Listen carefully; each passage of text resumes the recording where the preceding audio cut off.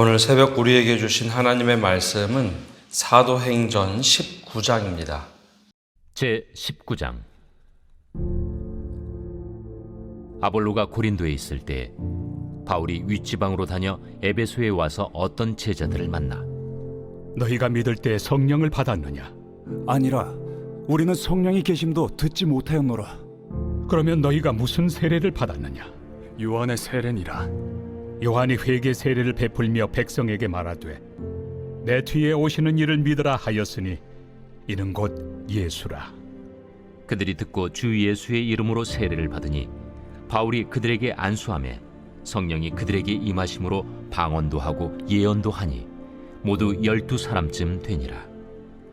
바울이 회당에 들어가 석 달 동안 담대히 하나님 나라에 관하여 강론하며 권면하되 어떤 사람들은 마음이 굳어 순종하지 않고 무리 앞에서 이 돌을 비방하거늘 바울이 그들을 떠나 제자들을 따로 세우고 두란노 서원에서 날마다 강론하니라. 2해 동안 이같이 하니 아시아에 사는 자는 유대인이나 헬라인이나 다 주의 말씀을 듣더라. 하나님이 바울의 손으로 놀라운 능력을 행하게 하시니 심지어 사람들이 바울의 몸에서 손수건이나 앞치마를 가져다가 병든 사람에게 얹으면 그 병이 떠나고 악귀도 나가더라. 이에 돌아다니며 마술하는 어떤 유대인들이 시험삼아 악귀 들린 자들에게 주 예수의 이름을 불러 말하되 내가 바울이 전파하는 예수를 의지하여 너희에게 명하노라. 유대의 한 제사장 스게와의 일곱 아들도 이 일을 행하더니 악귀가 대답하여 내가 예수도 알고 바울도 알거니와 너희는 누구니에? 악귀 들린 사람이 그들에게 뛰어올라 눌러 이기니 그들이 상하여 벗은 몸으로 그 집에서 도망하는지라. 에베소에 사는 유대인과 헬라인들이 다 이 일을 알고 두려워하며 주 예수의 이름을 높이고 믿은 사람들이 많이 와서 자복하여 행한 일을 알리며 또 마술을 행하던 많은 사람이 그 책을 모아 가지고 와서 모든 사람 앞에서 불사르니 그 책값을 계산한즉 은 5만이나 되더라. 이와 같이 주의 말씀이 힘이 있어 흥왕하여 세력을 얻으니라. 이 일이 있은 후에 바울이 마게도냐와 아가야를 거쳐 예루살렘에 가기로 작정하여 이르되 내가 거기 갔다가 후에 로마도 보아야 하리라. 자기를 돕는 사람 중에서 디모데와 에라스도 2사람을 마게도냐로 보내고 자기는 아시아에 얼마 동안 더 있으니라.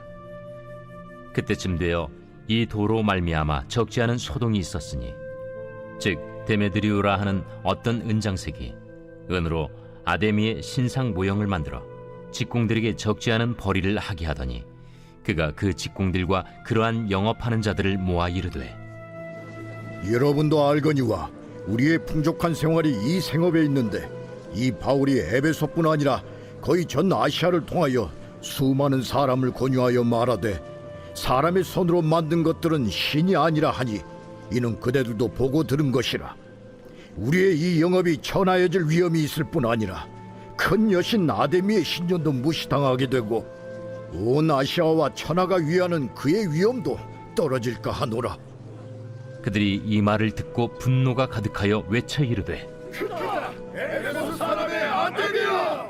온 시내가 요란하여 바울과 같이 다니는 마게도냐 사람 가이오와 아리스다고를 붙들어 일제히 연극장으로 달려 들어가는지라. 바울이 백성 가운데로 들어가고자 하나 제자들이 말리고 또 아시아 관리 중에 바울의 친구된 어떤 이들이 그에게 통제하여 연극장에 들어가지 말라 권하더라. 사람들이 외쳐 어떤 이는 이런 말을 어떤 이는 저런 말을 하니 모인 무리가 분란하여 태반이나 어찌하여 모였는지 알지 못하더라. 유대인들이 무리 가운데서 알렉산더를 권하여 앞으로 밀어내니 알렉산더가 손짓하며 백성에게 변명하려 하나 그들은 그가 유대인인 줄 알고 다 한 소리로 외쳐 이르되 에베소 사람의 아데미야! 하기를 2시간이나 하더니 서기장이 무리를 진정시키고 이르되 에베소 사람들아, 에베소시가 큰 아데미와 제우스에게서 내려온 우상의 신전지기가 된 줄을 누가 알지 못하겠느냐? 이 일이 그렇지 않다 할 수 없으니 너희가 가만히 있어서 무엇이든지 경솔히 아니하여야 하리라. 신전의 물건을 도둑질하지도 아니하였고 우리 여신을 비방하지도 아니한 이 사람들을 너희가 붙잡아 왔으니 만일 데메드리오와 그와 함께 있는 직공들이 누구에게 고발할 것이 있으면 재판날도 있고 총독들도 있으니 피차 고소할 것이요, 만일 그 외에 무엇을 원하면 정식으로 민회에서 결정할지라. 오늘 아무 까닭도 없는 이 일에 우리가 소요 사건으로 책망받을 위험이 있고 우리는 이 불법 집회에 관하여 보고할 자료가 없다 하고 이에 그 모임을 흩어지게 하니라. 오늘 새벽에도 하나님의 은혜와 평강이 함께하기를 축복합니다.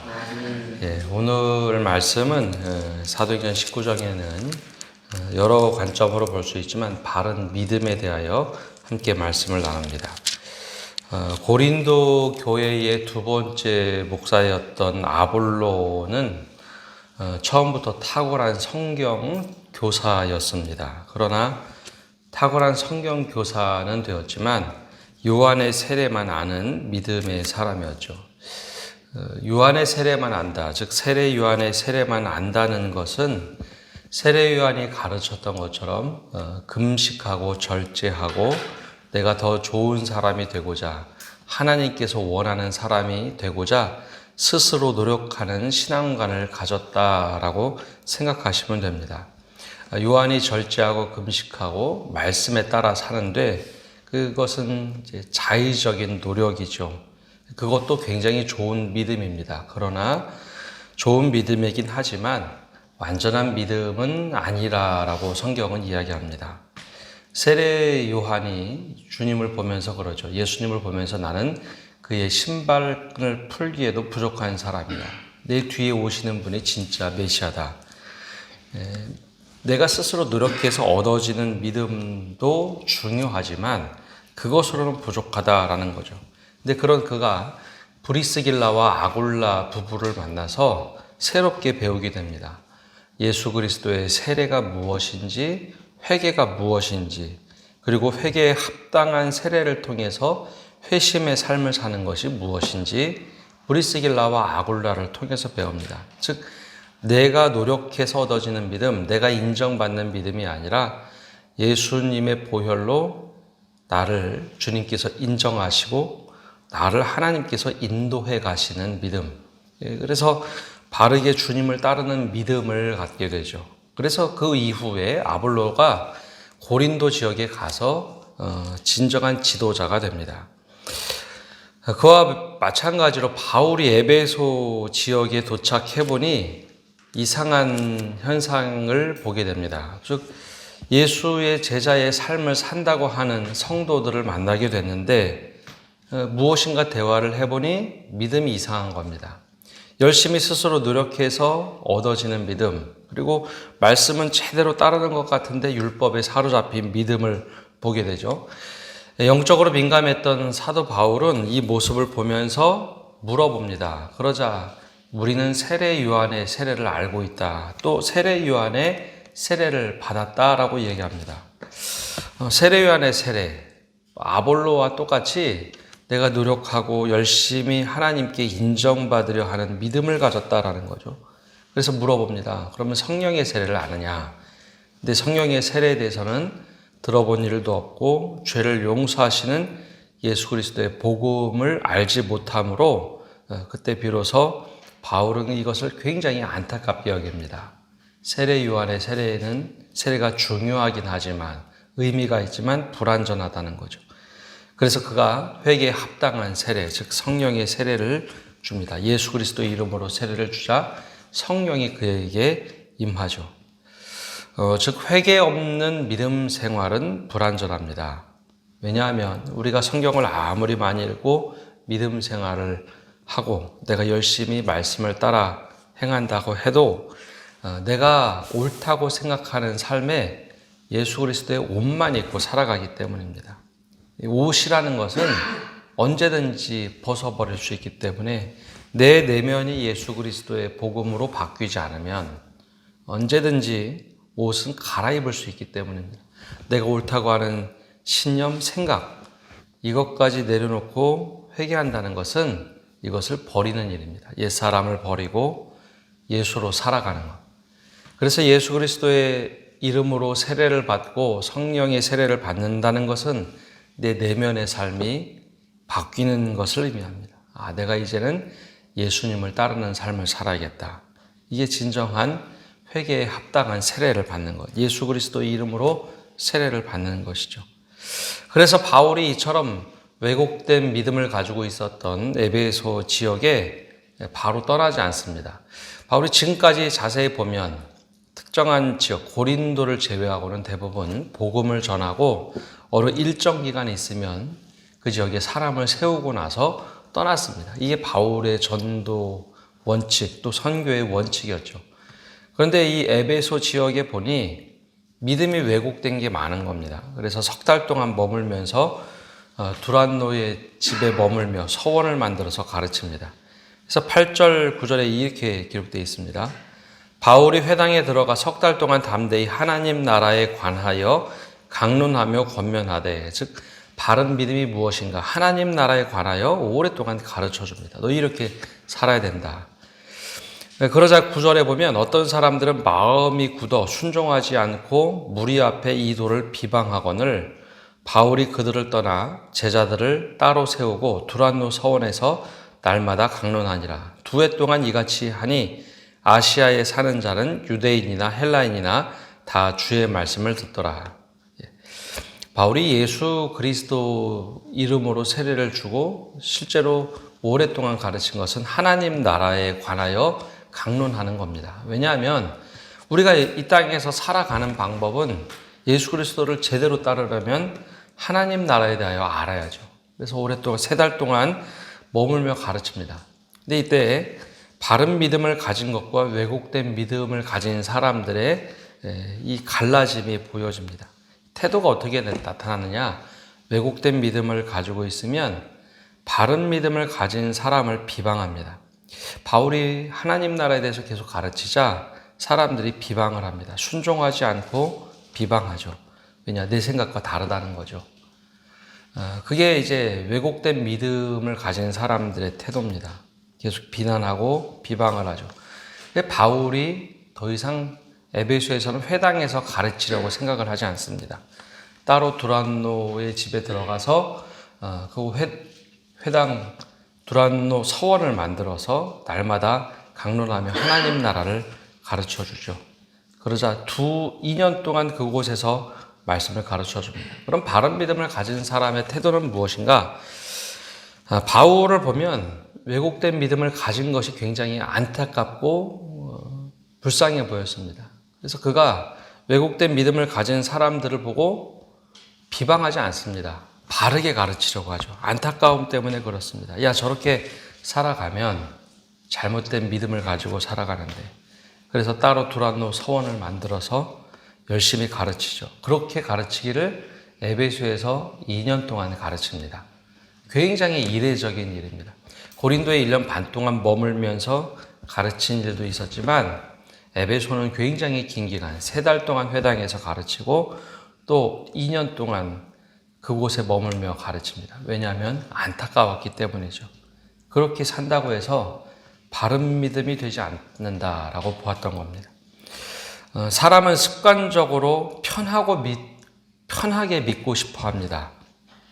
말씀에 순종하는 것보다는 내가 원하는 방식으로 말씀을 짜깁기 위해서 야, 이렇게 하면 됐지라고 믿고자 하죠. 그래서 바울은 바른 믿음을 갖도록 하기 위해서 오랫동안 그곳에서 가르칩니다. 그래서 바른 믿음은 먼저 잘 들어야 하고 잘 배워야 합니다. 그래야 바른 믿음을 가질 수 있습니다.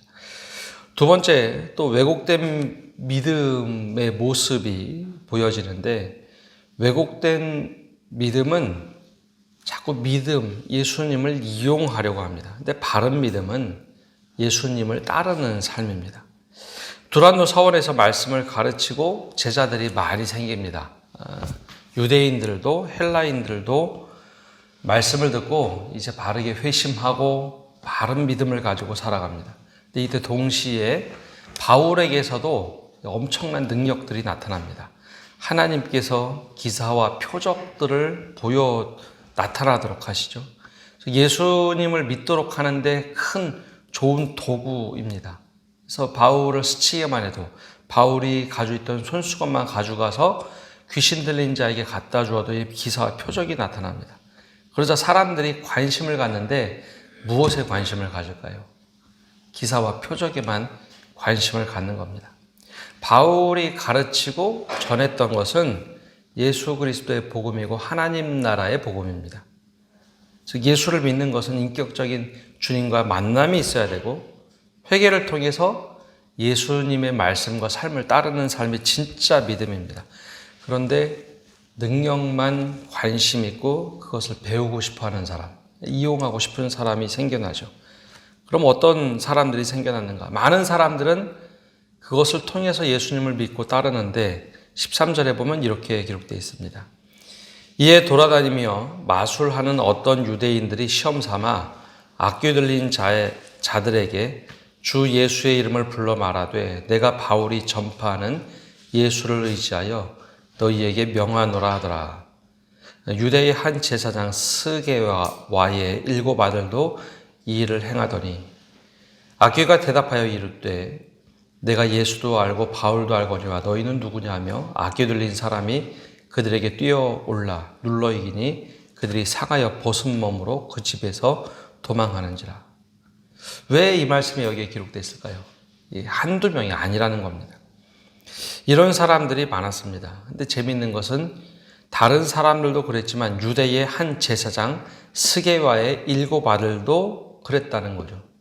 예수님을 믿는다는 것은 회개에 합당한 세례를 받고 주님을 따르는 삶입니다. 아, 주님께서 그렇게 하셨으니 내가 그 말씀에 순종하고 따르는 겁니다. 불편해도 어려워도 그게 순종의 삶을 통해서 믿음이 깊어져야 하는데 이 스게와의 7 아들들은 능력만 내가 취하면 되겠다. 그래서 한번 해봅니다. 예수님을 믿는 게 아니라 예수의 이름으로 귀신을 쫓아보는 거죠. 그러자 귀신들이 내가 예수도 알고 바울도 알거니와 너희는 누구냐 하면서 확 그들을 해하죠. 요즘에는 그럼 이런 일이 없을까? 우리가 예수님을 믿는다고 하면서 축복에만 관심 갖는 경우가 많습니다. 계속 예수님의 반복되는 말씀, 또 사도들이 전한 말씀을 보면 믿음이라는 것은 순종하고 그 삶을 따르는 겁니다. 말씀대로 살아가고 따르는 것. 그러면 그때 축복이 임하기도 하고 기사와 표적이 나타나기도 하는 거죠. 주님을 따르다 보면 그런 일이 나타나는 겁니다. 근데 우리가 축복을 그렇게 생각하지 않습니다. 예수 믿으면 복 받는다. 근데 예수 믿으면 복 받는다. 믿음을 복 받기 위한 믿음으로 자꾸 스게와의 7 아들처럼 생각합니다. 복 받으면 되지. 예수 믿으면 복 받으면 되지. 근데 예수님께서 원하시는 것, 제자들이 가르치는 믿음은 순종하고 그 말씀대로 살아가는 것, 또 순종하고 또 주님이 원하는 삶의 방식을 따르는 겁니다. 근데 우리가 여기에 관심이 없고 수학의 7 아들처럼 행할 때가 참 많습니다. 그렇게 하면 안 된다는 거죠. 그럼 바른 믿음이 무엇인가? 여기에 나오는데요. 19절에 이런 일들이 이루어집니다. 또 바울을 행하던 마술을 행하던 많은 사람이 그 책을 모아 가지고 와서 모든 사람 앞에서 불사르니 그 책 값을 계산한 즉 은 5만이나 되더라. 진짜 믿음 생활하는 것은 이 마술을 행하던 사람들이 예수의 이름을 잠깐 이용하려는 것이 아니라 그 마술을 행하며 배웠던 그 책을 다 모아가지고 와서 모든 사람 앞에서 예수의 이름 앞에 놓고 불을 사릅니다. 근데 그것이 엄청난 돈이었습니다. 돈이 되는 것. 은 5만이나 되더라. 이게 당시 유대 사회와는 달리 로마에서 통용되는 이 한 입은 하루 일당입니다. 5만 명이 일해서 얻을 수 있는 그 책값을 그냥 스스럼 없이 예수 이름 앞에 예수를 따르기 위해서 불을 태우죠. 이것이 진짜 바른 믿음으로 살아가는 일입니다. 예수의 이름을 이용하는 게 아니라 그걸 아예 불태우는 거죠. 그게 진짜 예수의 이름에 합당한 회개의 출발입니다. 그러자 20절에 이렇게 말씀합니다. 이와 같이 주의 말씀이 힘이 있어 흥왕하여 세력을 얻으니라. 결국은 말씀이 드러나기 시작하죠. 말씀이 사람들을 변화시키고 흥왕하여 세력을 얻었다. 이게 엄청난 다른 행동에서 나온 것이 아니라 진짜 말씀으로 그들이 변화되기 시작합니다.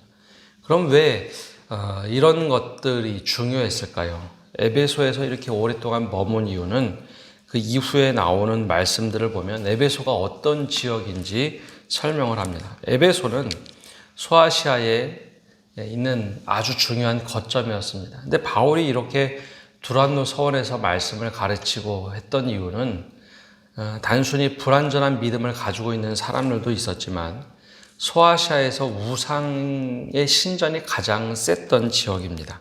그곳에는 아데미 신전이 있었고 또 제우스 신을 따르는 이들이 정말 많았습니다.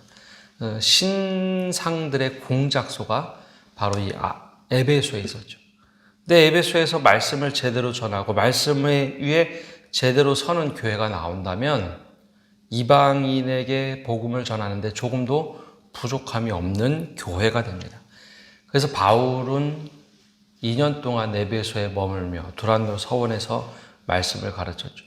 그래서 우리가 읽은 말씀 뒷부분 21절부터 끝까지 보면 에베소에서 큰 소동이 납니다. 예수를 잘 믿겠다고 성도가 된 사람들, 그 사람들을 잡아다가 막 신문을 하고 또 박해를 하려고 합니다. 왜냐하면 진정한 믿음을 만나면, 예수 그리스도를 만나면 우상들이 진짜 우상이 되어져 버립니다. 예전에 그걸 믿고 살아가는 게 다였는데 그게 우상이 된다라는 것을 깨닫기 시작하죠. 그래서 그들도 알았습니다. 저들이 전하는 복음이 들어오면 우리 영업이 방해가 된다. 그러니 저들을 내쳐서 더 이상 전하지 못하게 하자. 바울을 제외한 성도들을 붙잡아다가 막 박해를 하고 신문을 합니다. 근데 그때 서기장이 우리 이런 식으로 하면 안 되고 사람들을 선동하고 막 하면 안 되고 제대로 된 재판을 열고 그러고 나서 해도 괜찮다. 이런 것은 백해무익이다 해서 다행히 풀려나죠. 바울이 이 모습을 유심히 보고 나중에 로마에서 그리고 유대 예루살렘으로 들어가서 제대로 된 재판을 받고자 하는 이유가 여기서의 경험 때문입니다. 그리고 오랫동안 바른 믿음을 갖게 했죠. 오늘 우리가 바른 믿음을 갖고 산다는 것이 무엇인지, 왜곡된 믿음은 어떤 것인지 이 말씀을 통해서 바르게 붙잡고 제가 주님을 이용하는 것이 아니라 또 복을 받기 위해서 믿는 게 아니라 정말 주님께 순종하고 따르는 믿음을 통해서 우리의 삶을 변화시켜 주옵소서. 고백하며 살아가는 성도 여러분 되시기를 바랍니다. 기도하겠습니다. 하나님, 오늘도 저희가 주님 앞에 나와 말씀을 듣고 나갑니다. 우리의 믿음의 연약한 부분들이 참 많습니다. 주님을 믿고 순종하고 따르기보다는 우리의 이익을 위해서 무엇인가 이용하려 할 때가 참 많이 있습니다. 회개에 합당한 세례 그리고 우리의 마음에 큰 변화를 받아 우리가 주님을 믿고 순종하며 따르는 그런 믿음을 갖게 하여 주옵소서. 주님을 이용하지 않게 하시고 순전한 믿음을 가지고 살아가게 하여 주옵소서. 오늘 장년부가 외부로 나갑니다. 우리 야외로 나가는데 오고 가는 길 지켜주시고 갑자기 날씨가 쌀쌀해졌는데 건강 지켜주시고 주님 동행하여 주옵소서. 오늘 한 날도 모든 것을 주님께 맡겨드리며 예수님의 이름으로 기도합니다. 아멘.